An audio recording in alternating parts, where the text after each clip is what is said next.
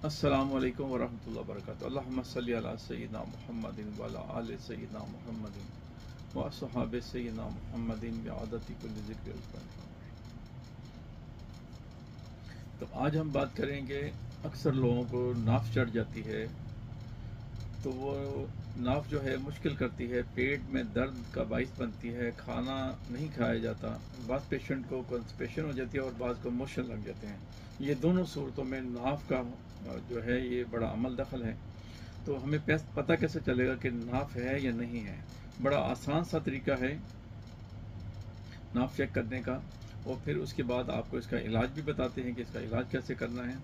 और मैदे की बेहतरीन जो इस्लाह करने वाली चीज़ है वो आपको बताएंगे। और चेहरे में जो दाग, जो गड्ढे पड़ जाते हैं या खारिश हो जाती है, स्किन साफ़ नहीं होती, उसके लिए भी ये बेहतरीन है। एक ही चीज़ है और इसमें अल्लाह ताला ने बड़े फ़ायदे रखे हैं, पेट के लिए, जिगर के लिए, चेहरे के लिए, नाफ के लिए, स्किन के लिए ये बहुत अच्छी है। और दिमाग के लिए इससे आप अपना सूंघने के लिए निस्वार भी बना सकते हैं, इसको आप लेप भी बना सकते हैं, इसको आप खा भी सकते हैं। बेहतरीन अल्लाह ताला ने इसमें बड़ी शिफा रखी है। एक बूटी है जिसका नाम है नक चिकनी।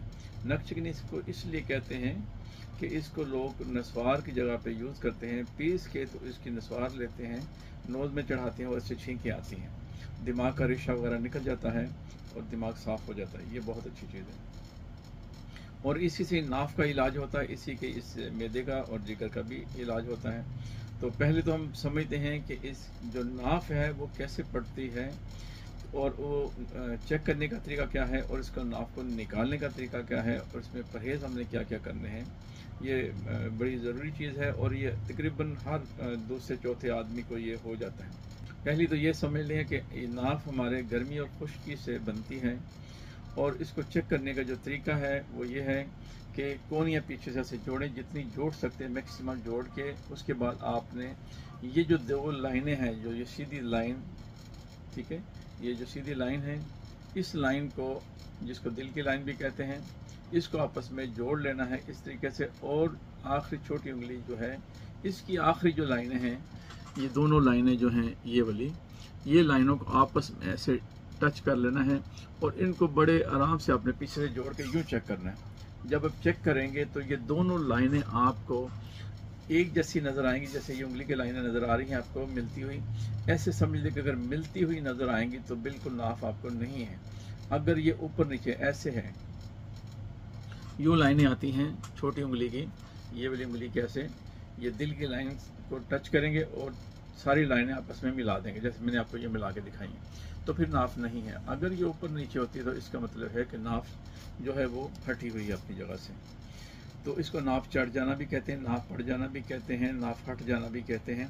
तो ये पेट की जो नाफ है, जो हमारा बेली है, इसके बिल्कुल पॉइंट के नीचे, अगर आप इसके अंदर यहाँ भी चेक करना चाहेंगे तो ये तरीका हो गया चेक करने का। दूसरा तरीका ये है कि सीधा लेट के हाथ भी सीधे कर लें, पाँव भी सीधे कर लें, तो आप नाफ की जो है, ये जो हमारा पॉइंट है बेली, इसके अंदर आप उंगली रख के दबाएंगे तो यहाँ महसूस नहीं होगी धड़कन उसकी। धड़कन उसकी जिगर की तरफ, यानी कि ऊपर वाली साइड की तरफ आएगी। ऊपर साइड पे दबाएंगे तो वहाँ पे आपको एक धड़कन महसूस होगी। तो इसका मतलब कि नाफ ऊपर चढ़ी हुई, ऐसे बंदे को भूख नहीं लगती, ऐसे बंदे का जो है वो खून नहीं बनता, ऐसे बंदे को कब्ज़ भी रह सकती है। अगर वो दाईं या बाईं की तरफ हो तो फिर वो मोशन आएंगे या फिर उसको कब्ज़ होगी, ठीक है। तो ये आपको जो सीधा सीधा समझाने का मतलब है कि आप जो बच्चा खाना नहीं खा रहा उसकी नाफ चेक करें और उसके बाद उसका इलाज खुद ही घर में उसको करें तो इंशाल्लाह खैर बरकत होगी। ये बड़ों की भी हो जाती है, छोटों की भी हो जाती है। अक्सर लोग नाफ का तावीज़ भी बांधते हैं और जब तक बांधे रखेंगे तब तक फ़ायदा होगा और होता भी है, ठीक है। दम भी करवाते हैं और इसका निकालने के और भी बहुत से तरीके हैं। एक तो तरीका यह है कि सुबह सुबह आप उठ के आसमान की तरफ हाथ करके स्लो स्लो बिल्कुल ज़मीन की तरफ लेते जाएं और पाँव की तरफ जितना आप लगा सकते हैं मैक्सिमम, टांगे बिल्कुल सीधी रखनी है। और ये अमल 2-4 बार करेंगे तो नाफ निकल जाती है।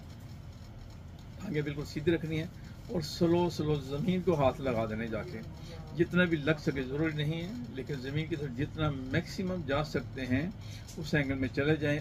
बाद लोग तो अपना माथा जो है घुटनों को भी लगा देते हैं, लेकिन जिनका पेट बड़ा होता है वो ऐसा नहीं कर सकते।